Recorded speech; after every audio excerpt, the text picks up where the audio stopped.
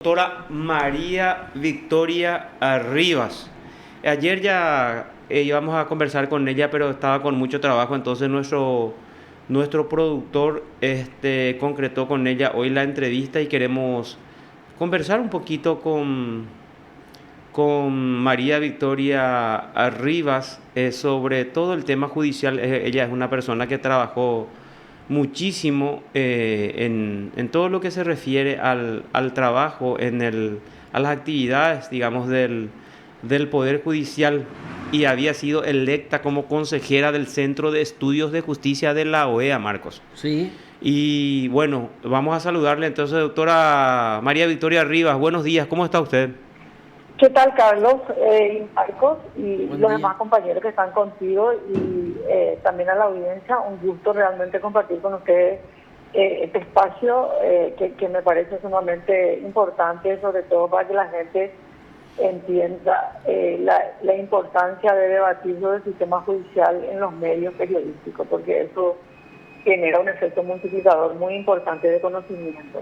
Así es que un gusto estar con ustedes. Igualmente conversar contigo, Vicky, discúlpame que te diga así, pero bueno, te felicito primero por este cargo, y si nos podés explicar un poco en qué consiste esto y cuál es el trabajo que vos haces dentro de este Centro de Estudios de Justicia de la OEA, doctora. Bueno, el Centro de Estudios de Justicia de las Américas, que es el CEJA en su sigla, es un organismo de la Organización de Estados Americanos que está un poco relacionado a todo lo que es el sistema judicial de los países que forman parte de la OEA, ¿verdad? ¿Qué significa eso? Significa que el CEJA aglutina todas las experiencias de los poderes judiciales. El CEJA hace estudios, hace análisis, hace investigaciones sobre el funcionamiento de todo el sistema judicial en su conjunto, ¿verdad? No solamente lo vinculado a las Cortes Supremas de Justicia y sus órganos inferiores, sino también un poco lo vinculado a los ministerios de justicia, a los ministerios públicos, o sea, todo aquello que implica un poco acceso a justicia formal y no formal. Lleva adelante el CEJA, ¿verdad? Y se hacen estudios, investigaciones, transferencia de experiencia, asesoramientos técnicos, programas, una variedad de temas que se traslada de un país a otro país a través de programas específicos, ¿verdad? Entonces, es un espacio muy importante porque te permite tener una visión global sobre los avances que están teniendo los países con relación al funcionamiento del Poder Judicial y la posibilidad de obtener algunos de estos programas que se puedan instalar en Paraguay. Entonces, nosotros, bueno, vos sabés perfectamente, Carlos, todo el esfuerzo que ha hecho el Poder Judicial en los últimos tiempos para avanzar en algunos pasos de reformas, pero todavía no se ha logrado la reforma que genera un impacto real y positivo sobre el funcionamiento del Poder Judicial. Entonces, creo que puede ser interesante capturar las experiencias de otros países, cómo abordaron sus procesos de reformas integrales y tratar de aplicarlo un poco acá en Paraguay. Ahora, doctora, te adelantaste un poquito y ya acá ya anoté la expresión tuya. Todavía no se ha hecho, digamos, todo lo necesario para que se tenga una reforma real en nuestro país, porque lo que te iba a preguntar justamente, ¿sabes cuál que era?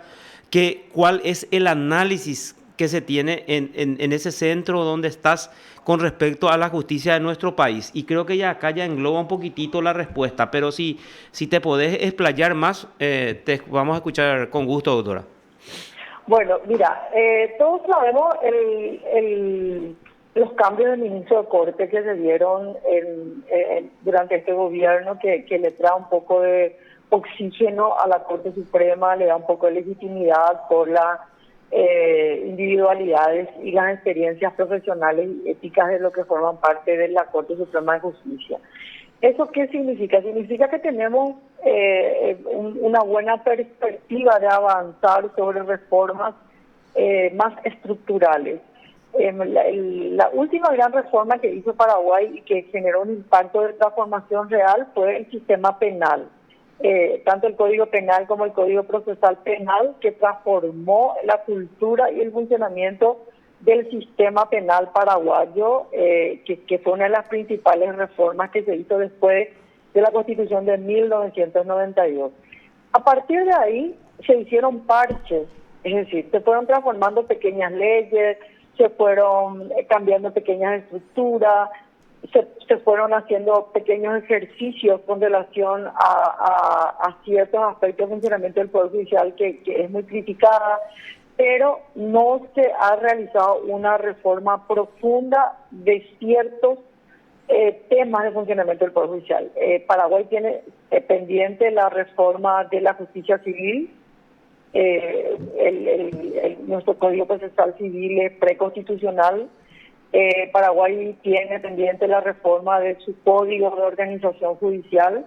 Tenemos un Código de Organización Judicial del año 1981, que es antes de la Constitución, y el Poder Judicial se ha venido transformando con expedientes digitales, digitalización, virtualización, un montón de elementos. Sin embargo, no tiene la capacidad de avanzar en un código moderno que le dé agilidad a los trámites de los casos que se presentan en el Poder Judicial. No tenemos una jurisdicción contenciosa administrativa. Las demandas contra el Estado paraguayo han sido objeto de mucha corrupción en los últimos años. Necesitamos jurisdicciones contenciosas administrativas. El Tribunal de Cuentas ya es un organismo absolutamente desfasado que no cumple con ninguna de sus funciones. Entonces, son los puntos centrales que tendríamos que trabajar para que se note una transformación real del funcionamiento del Poder Judicial. Entonces, son temas que están en la agenda. Se debe trabajar los mecanismos de control interno con relación al funcionamiento de los juzgados. Se deben cambiar los modelos de gestión de los despachos, y eso se notó mucho con el tema de la pandemia, que el Poder Judicial hizo innumerables esfuerzos y logró adecuar más o menos el funcionamiento del Poder Judicial a una exigencia que trajo la pandemia. Pero tenemos muchos temas en la agenda que tenemos que empezar a debatir como sociedad para lograr tener una justicia que sea un poco más accesible para la gente que está en situación de vulnerabilidad. Doctora, cuando vos hablas de lo que necesitamos reformar, la justicia civil, el Código de Organización Judicial, no tenemos una jurisdicción contenciosa administrativa, el Tribunal de Cuentas está desfasado. Cambiar modelo de gestión de los despachos, ¿con qué empezamos, doctora? Empezamos a trabajar para ir consiguiendo después, ¿cuál sería el primer paso y cuál es lo que desde tu experiencia o el trabajo incluso que estás haciendo e hiciste durante años, con qué empezarías vos, ya que tenemos una lista de necesidades o de cambios que tenemos que hacer, pero tenemos que ir vertiendo, digamos, por orden, doctora? Sí, entiendo. Bueno, en primer lugar, yo creo que tendríamos que partir de aquellas acciones que para transformarse no necesita de ninguna ley. O sea, con una decisión política de la Corte, con resoluciones acordadas internas, se pueden ir modificando y adaptando. Que de hecho creo que la Corte lo hizo durante la pandemia, en el sentido de que el proceso de digitalización y expedientes electrónicos avanzó mucho más rápido de lo que hubiese avanzado si no hubiésemos estado en pandemia, ¿verdad? O sea, lo que significa que hay una capacidad institucional que se puede adaptar a las necesidades. Entonces yo creo que una de las primeras acciones que tendría que hacer el Poder Judicial es cambiar su modelo de gestión, de funcionamiento de sus despachos y secretarías, ¿verdad? Ese modelo que tenemos de un juez y las dos secretarías es un modelo que solamente en Paraguay existe. Todos los poderes judiciales avanzan en oficinas comunes, en pool de jueces, en colegios de jueces, en donde se optimizan los recursos humanos. Yo creo que eso tiene que ser una primera medida y aprovechando ahora el tema de la pandemia, empezar a generar esos mecanismos. Fíjate que la tradición, Carlos, Sí. de la feria judicial es un tema que desde hace años se viene debatiendo, no la conveniencia de que todo el Poder Judicial salga de vacaciones un mes. Después, ahora con la crisis que se da en la pandemia, se resuelve eso y no se genera ninguna crisis. Y el Poder Judicial va a funcionar un mes y los funcionarios van a ir saliendo por etapas, etcétera. O sea, son decisiones que probablemente no se toman porque se piensa en todo el obstáculo que se va a tener. Entonces, la pandemia vino a facilitar ciertas decisiones que en tiempos normales hubiese sido más difícil. O sea, no te imaginas toda la huella que podía haber generado hace 2 años atrás pretender siquiera suspender el tema de la feria judicial. Ahora se toma como normal.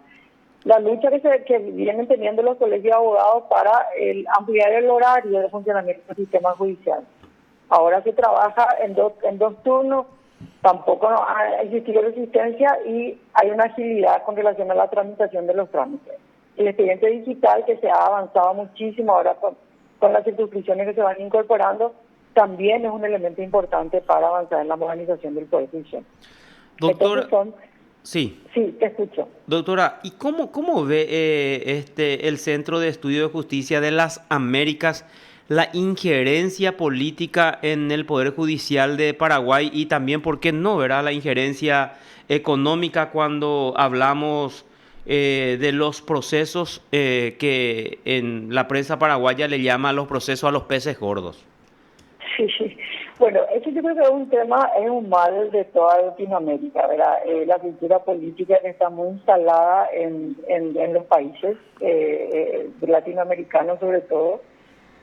Paraguay, que está en una situación un poco más débil porque tenemos una institucionalidad muy frágil. Los procesos que se dan en las instituciones son muy frágiles, duran el tiempo que dura una autoridad al frente de cada institución, ¿verdad? Y duran eso 5 años cada vez que hay elecciones, le elegimos a los mismos representantes y siempre se da ese círculo vicioso que no se puede romper. ¿Qué es lo que hacen los países para tratar de limitar la injerencia política?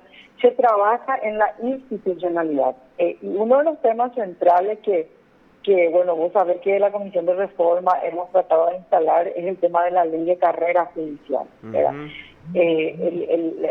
La ley de carrera judicial y la carrera judicial consolidada en todos los sistemas judiciales ha limitado la injerencia política con relación a la designación de magistrados en el sistema judicial. ¿Por qué? Porque se basan en criterios objetivos de designación y estos criterios objetivos son medidos por meritocracia, cuestiones académicas, etcétera. No esa fantasía que se hace ahora con los concursos de los puntajes y toda una serie que bueno, se instaló este modelo y está ahí, pero fíjate que hay una debilidad con relación a inclusive a ese modelo ya instalado, ¿verdad? Que genera muchas críticas.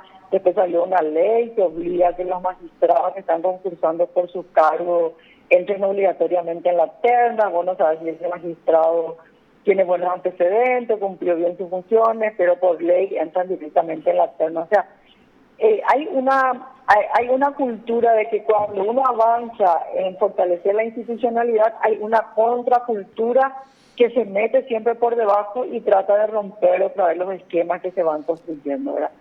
Y construir institucionalidad cuesta años. Desmontar esa institucionalidad, acá la clase política lo hace en meses. Entonces hay que trabajar en reglas claras que vaya construyendo la institucionalidad con relación a limitar la injerencia política en la designación de magistrados. Vos sabés que sacar eso va a ser muy difícil porque eso se va construyendo, una cultura jurídica, una institucionalidad, mejorar la calidad de nuestros representantes, etcétera. Eso nos puede llevar mucho tiempo, pero por lo menos creo que hay que empezar a debatir cuáles son los modelos que han seguido otros países y que le han dado resultados con relación a la injerencia política en el sistema de designación de magistrados. Doctora, ¿y cómo podemos conseguir eso? Porque justamente, ¿verdad? Los que tienen que decidir eso son los políticos, ¿verdad? Los Así es. políticos, digamos, ese cambio y cómo, con una presión ciudadana, porque nadie va a querer renunciar a ese poder que tiene, o a ese, no quiero decir soquete, ¿verdad? Pero a esa influencia, a esa importante influencia que tiene, sobre todo por el Poder Judicial. No, nadie prácticamente va a decir, vamos a cambiar, vamos a aprobar esta nueva ley, vamos a impulsar este nuevo proyecto para hacer institucionalidad. ¿Crees vos Sí, que hay mira, alguna intención, por lo menos, de parte de ese sector, doctora? bueno, mira, yo creo que acá tiene que darse, en primer lugar, creo que la Corte tiene que tomar un protagonismo importante en todos estos procesos, ¿verdad? Y creo que la Corte lo está haciendo con relación a algunos temas. Además de eso, tiene que haber un apoyo, obviamente, de la ciudadanía, ¿verdad? Y ese apoyo creo que existe, se nota, se escucha a través de ustedes, los periodistas que básicamente van transmitiendo esa desconfianza y esa falta de no creer mucho en el sistema judicial que tienen los ciudadanos, ¿verdad? Y es una cuestión de voluntades, para llamarlo de alguna forma, ¿verdad? Tiene que haber una voluntad política, tiene que haber un liderazgo político fuerte en este tema, que creo que lo tiene que asumir la Corte Suprema de Justicia, y tienen que haber propuestas legislativas que vayan empujando estos procesos, ¿verdad? Yo creo que es el círculo virtuoso que tendríamos que trabajar para lograr por lo menos que se debata el tema, ¿verdad? Yo creo que avanzamos bastante nosotros como sociedad, porque yo te diré, Carlos, hace mucho que nos conocemos, pero hace, qué sé yo, 10 años no existían periodistas que trabajaban exclusivamente el tema judicial. Ahora todos los medios radiales y los nuevos espacios que van saliendo hacen que la gente conozca lo que es el Poder Judicial, cómo es lo que funciona la justicia, qué es lo que son los jueces, cómo es lo que se da a la construcción en el Poder Judicial. Entonces yo creo que hay una mirada más directa y más técnica sobre el Poder Judicial. Eso de alguna forma pone sobre la mesa las debilidades que tiene el Poder Judicial. Antes el Poder Judicial no existía en los noticieros, no existía en las crónicas, no existía en la especialización. Yo recuerdo cuando nosotros empezamos a trabajar el tema judicial, el objetivo era capacitar a periodistas que puedan transmitir información desde el Poder Judicial. Ahora vos tenés juicios orales que se transmiten en directo, tenés periodistas especializados, tenés programas de radio, tenés programas de televisión, tenés medios de prensa escritos que dedican muchas páginas ahora al Poder Judicial. Y eso es muy bueno porque eso hace que la gente común empiece a conocer cómo lo que funciona el Poder Judicial. Que el Poder Judicial no es solamente que estén ahí los jueces entre cuatro paredes dictando una sentencia que puede cambiar tu vida. Entonces, eso me parece importante, eso me parece un gran avance que estamos dando. Ahora, lo que tenemos que lograr ahora es que la clase política esté a la altura de las circunstancias y se empiece a trabajar planes que puedan llevar a mejorar y a cambiar ciertos aspectos de funcionamiento del Poder Judicial. Y bueno, vamos a ver un poco qué pasa entonces, doctora. Y si tenés de repente alguna novedad, algún trabajo realizado ahora, bueno, estamos abiertos para recibir toda esa información porque justamente nuestro objetivo... Empresa especializada dedicada al Poder Judicial, ¿verdad? Sí, y queremos abrir ese espacio y hacer ese debate como estás hablando porque... De nada, pues, doctora, sirve que se transmitan los juicios y la ciudadanía, por ejemplo, de repente, o los ciudadanos no se sientan a ver por lo menos una parte de los juicios emblemáticos para decidir o para definir o para concluir quién actuó bien, quién actuó mal, ¿verdad? ¿Qué trabajo hizo el juez? ¿Qué trabajo hizo el fiscal? Porque, por ejemplo, ahora se transmiten las sesiones, importantísimo, como vos decís, del jurado de enjuiciamiento, por ejemplo. Pero si uno no ve esa audiencia o esa sesión transmitida, no vas a ver cómo actúa el miembro del jurado de enjuiciamiento con respecto a tal o cual causa, para que pueda juzgar su actuación, y eso es importante para señalar y para decirle, mira un poco, este miembro del jurado escuchó que la jueza pidió plata para una constitución, 5 millones de guaraníes más, pero votó para que la jueza sea solamente enjuiciada y no suspendida pese a la gravedad del hecho. Por eso es importante que la gente vea esa transmisión y saque sus propias conclusiones, doctora. Sí, así mismo es. Ahora, yo te digo una cosa. Ahora, por ejemplo, hay una oportunidad magnífica que se va a dar con el juicio a Bonifacio Ríos Ábalos, que la Corte Interamericana va a transmitir en directo probablemente, que van a analizar si el Parlamento ha cometido irregularidades en la destitución del ex ministro de la Corte. Entonces, esto puede ser un punto importante con relación a la injerencia política que pueda darse desde el Parlamento hacia el Poder Judicial. O sea, eso puede ser un precedente jurisprudencial muy interesante que deberían ustedes tratar de que la gente se interese en mirar, porque ese va a ser un juicio que vamos a aprender muchísimo de ese juicio. Entonces, esos son elementos que ayudan a comparar cómo se juzga en una corte importante, seria, y cómo se juzga a nivel local en un juicio oral, etcétera. Y a partir de ahí viene, bueno, la necesidad de mejorar la capacidad técnica también de nuestros jueces y fiscales. Así mismo es, doctora, porque ahí justo uno de los puntos dice falta de independencia del Poder Judicial, dice, en uno de los puntos de la acusación. Eso va a ser algo muy emblemático para nuestro país, porque puede darnos señales de hasta dónde se va el juicio político, que hace mucho que se está pidiendo que se reglamente, y tal vez ponerle un poco límite a toda la injerencia política que se da en el Poder Judicial, no solamente desde la Corte, sino de la Corte para abajo. Excelente. Doctora, te agradecemos muchísimo el contacto.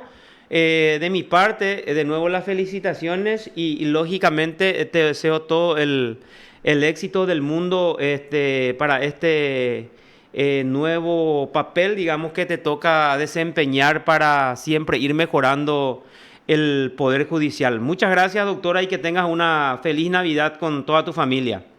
Bueno, gracias, Carlos. También felicitarle a ustedes por este espacio nuevo que ustedes empiezan a difundir todo lo que es Poder Judicial, y bueno, con la experiencia que vos tenés en el tema del Poder Judicial, creo que vas a aportar mucho para la construcción futura. Así que muchas gracias a vos y felicidades para vos, tu equipo y a toda la audiencia.